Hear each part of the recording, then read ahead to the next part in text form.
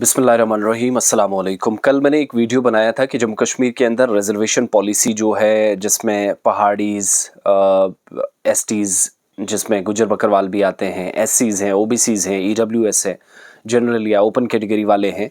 इस पूरी पॉलिसी पर सरकार रिव्यू करने जा रही है, जो कि नेशनल कॉन्फ्रेंस के मंशूर में भी था, उनके मैनिफेस्टो में था।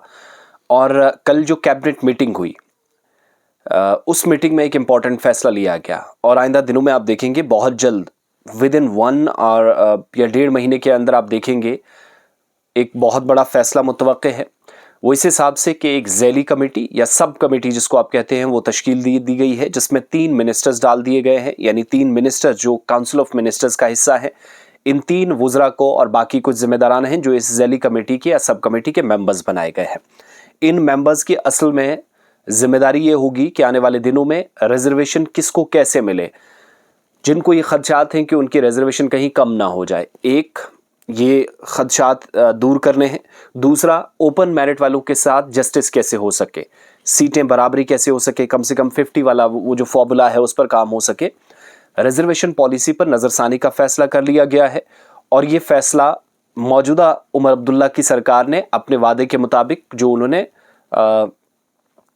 अपने इंतखाबी मंशूर में कहा था। कल मैंने आपको बताया था पिछली वीडियो में कि आगा सईदुल्लाह मेहदी और बाकी कुछ लोग नाराज़ थे जो कह रहे थे हम सिट इन प्रोटेस्ट करेंगे, एहतिजाजी धरने पर बैठेंगे अगर वज़ीर आला इसमें जल्दी कुछ काम नहीं करते। तो कल की बड़ी इंपॉर्टेंट मीटिंग जो जम्मू में हुई, कैबिनेट मीटिंग, उसमें रोज़गार पर भी बात हुई है, उसमें भर्तियों पर भी बात हुई है, लेकिन रिजर्वेशन एक अहम तरीन या हॉट टॉपिक रहा है जिस पर डिस्कशन हुई है।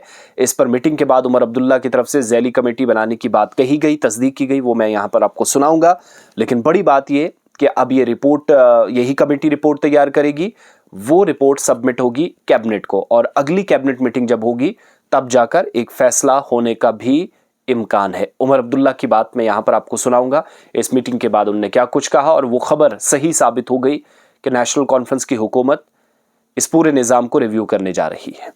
बात हुई, लेकिन जो मुझे लगता है सबसे मेन जो आज हमारा फैसला कैबिनेट में था वो एक सब कमेटी को कायम करने का जो फैसला था रिजर्वेशन के मामले को देखने के लिए।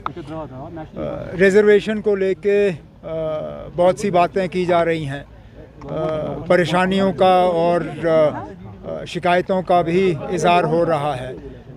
हमारे नौजवान खासकर ओपन कैटेगरी के उनको लगता है कि उनको अपना हक नहीं मिल रहा है, लेकिन उसके साथ साथ वो लोग जिनको रिजर्वेशन के दायरे में लाया गया है वो नहीं चाहते हैं कि उनके हक में कोई कमी हो। तो इसलिए आज कैबिनेट ने फैसला किया है कि एक सब कमेटी कायम की जाएगी। उस कैबिनेट सब कमेटी में 3 ऑनरेबल मिनिस्टर होंगे और उन्हें कैबिनेट ने ये कहा है कि वो एक होलिस्टिक व्यू इस रिजर्वेशन के मामले का लें, वो ये देखें कि अभी तक क्या हुआ है, हाल ही में जो सुप्रीम कोर्ट के इसमें आदेश हैं उनको लेके हम क्या हमने उनको जो है उससे आगे गए हैं या हम वहीं तक हैं, और आगे क्या फ़ैसले लिए जाने चाहिए ताकि किसी का हक जो है वो छीना ना जाए, लेकिन इंसाफ सबसे हो।